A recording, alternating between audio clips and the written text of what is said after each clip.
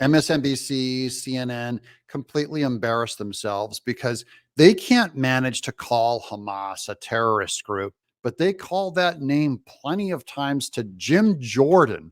Even leaders of his own party have called him a legislative terrorist. Welcome to An Exile. This is where all the happy people are. I'm Doug Tenaple. I had to say about Jim Jordan, here he is. You call some of these members political terrorists. Oh, yeah. Jim Jordan especially. My colleague from Ohio. John Boehner, you can just ditch all the manners of my colleague from Ohio after you call someone a terrorist. This is what I despise the most, is the Republicans pretend that Matt Gaetz and Jim Jordan and Margie Taylor Greene have no manners. And they go, we call each other my colleague from whatever. And then he implies that Jim Jordan's a terrorist. That is the meanest, rudest thing you can do. And Boehner, a fake Republican, who got laughed out of office, is still furious, and his loser record is still alive today. With somebody who John Boehner has called a political terrorist in charge. Your former boss, John Boehner, called him a legislative terrorist. MSNBC does not call a group that kidnaps women and children and holds them for ransom terrorists. That's reserved for conservative Jim Jordan. Before that vote, California Democrat Pete Aguilar said this. Stop the hammering out there. Who's got a hammer? About Republican candidate for Speaker, Jim Jordan. Even leaders of his own party have called him a legislative terrorist. The January 6th committee's final report said, quote, Representative Jordan was a significant player in President Trump's efforts to overturn the 2020 presidential election. Where is it?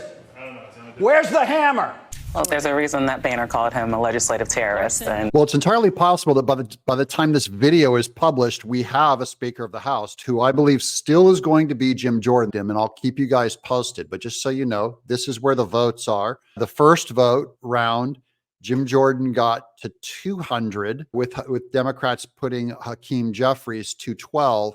And the second vote, Jim Jordan lost 3 votes, 197. He's still holding strong. A new vote is today. Have patience. This is going to take a long time. And he's farther ahead than where McCarthy was in January when he got Speaker of the House. This is what I also despise, is the Republicans that say that Matt Gaetz is playing games and doesn't have manners and doesn't take the job seriously. During Jim Jordan's second vote, a Republican voted for John Boehner. John Boehner of the state of Ohio has received 1. And everyone clapping are Democrats. So good job, Republican. And by the way, don't ever tell us again about how Matt Gaetz isn't serious or is some kind of an anarchist who just wants to burn it all down, because you threw a vote away on Boehner for Speaker of the House. Okay. I'm laughing at the Republican Party anytime they try to cast shade on Jim Jordan. We're going to end on a little piece of history over here on Twitter. After 36 ballots, the Federalist-controlled House fully elected Thomas Jefferson president on February 17th, 1801. It only took 36 ballots. Hopefully Jim Jordan will get it done in, 15 ballots. Like, subscribe, and share. It really helps get this message out, guys. We really want you on our team. I'm Doug in Exile.